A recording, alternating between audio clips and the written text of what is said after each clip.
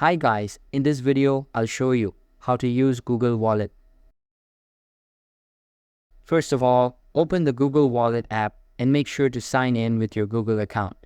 After that, you will be sent to this page. Simply tap on the Add to Wallet button. Here, select Payment Card. I have already added my card which is showing here. But to add new card, tap on New Credit or Debit Card. Here you have to enter the details of your debit card. Due to privacy restrictions, this screen wasn't recorded, but all you need to do is enter your card details to add to your wallet.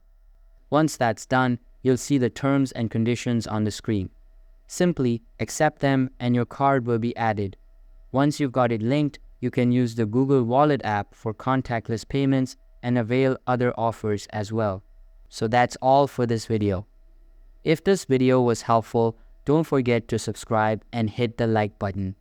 Thanks.